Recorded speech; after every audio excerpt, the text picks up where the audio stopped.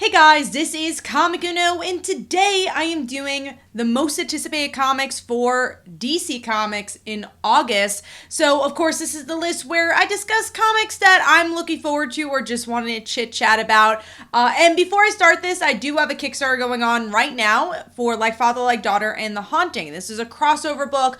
Like Father, Like Daughter is about a high school girl. Father left her to become a full-time superhero. Everyone in the world loves him except for her, and then she inherits his abilities. Haunting is about a young boy who has ghosts following him, and he does not like this or want to take responsibility for it.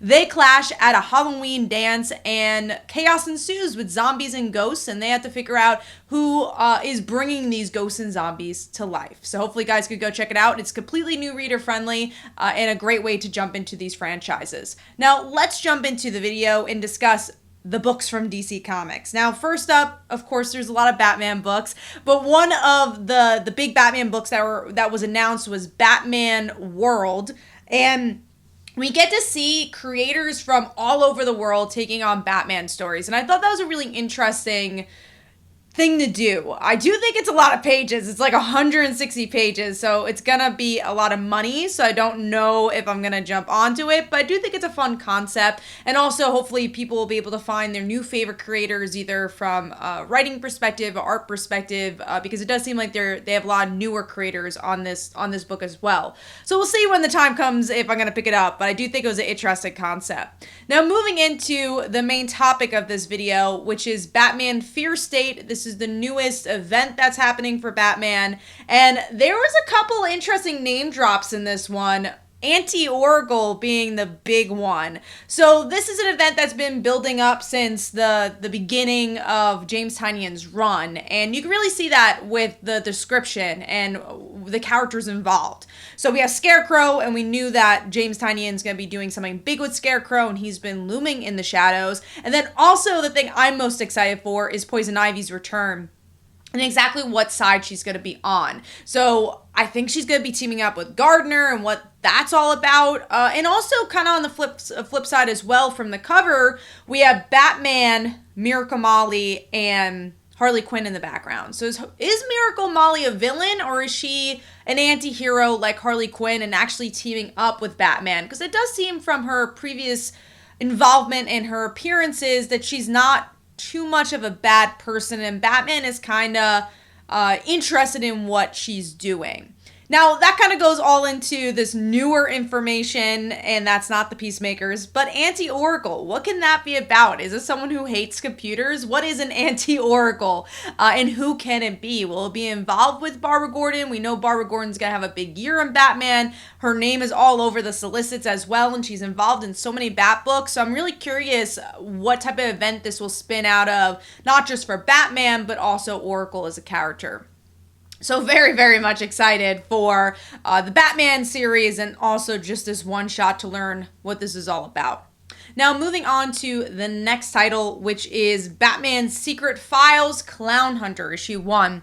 And I like these Secret Files potential. Obviously, none of these have come out yet, so I don't know what they're going to be like. But we have Huntress, now we have Clownhunter, and we have so many new characters from Batman, which we just previously discussed. So to have a bit more of an expansion on these characters, you know, maybe time that we don't have in the regular Batman book, it's nice to see it. Especially Clownhunter, who I do find to be a very intriguing character with a lot of potential, which hasn't been dug into too much. You know, we got definitely... He's not a surface level character, but I think there's a way to really dig into him even more and giving him a spotlight just like this.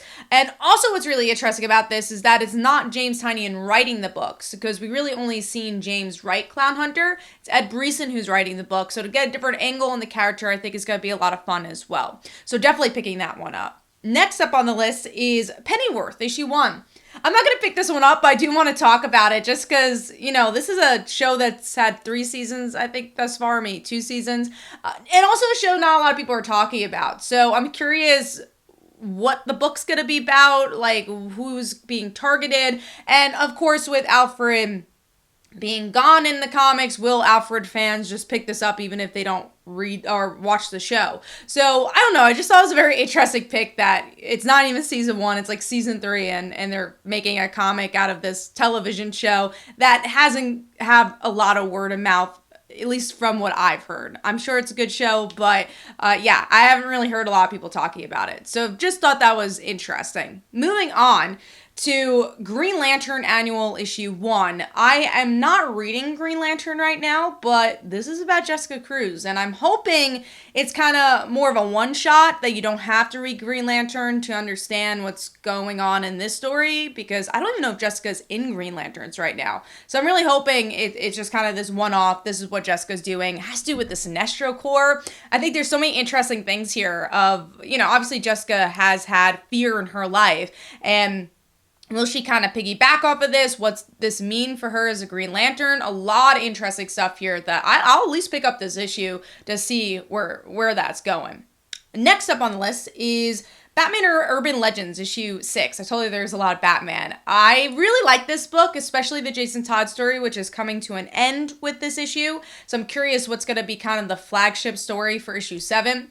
Also, there's a lot of characters here that I just like. We have Tim Drake also continuing his story. Black Canary, I was actually surprised by, because she's not really a Batman character, even though she definitely walks in that circle. She is a bit more of a Green Arrow character, but it looks like they're focusing a bit more on the Birds of Prey aspect, with Oracle, once again, being in this story as well. So 3 out of 4 I'm super excited for, so I'm pretty much anticipating this one the most out of all the Urban Legend stories. Also, I think there's a Batgirl story coming up soon, so I am anticipating that as well. Now, moving on to the next thing, which is, oh my god, I'm so excited for this book. Robin issue 6. Oh my god, out of everything on this list, this is the thing I'm most excited for. It's all the Robins, including my girl Stephanie Brown, trying to find Damian Wayne. I've been loving Robins, and it's only been 2 issues, and I've loved every single issue so far, and yeah, I want to see this reunion. I want to see what the character interaction is going to be. Again, I'm really happy Stephanie was involved, so I am just so excited as a Bat fan and Robin fan. This reunion sounds awesome. So very much looking forward to that. Moving on to the last book on the list, which is Superman, Son of Kal-el, issue 2. Tom Taylor's writing this book, which is really the reason why I'm picking this up. I'm usually not a huge John Kent fan, but I really like the description of where this is going.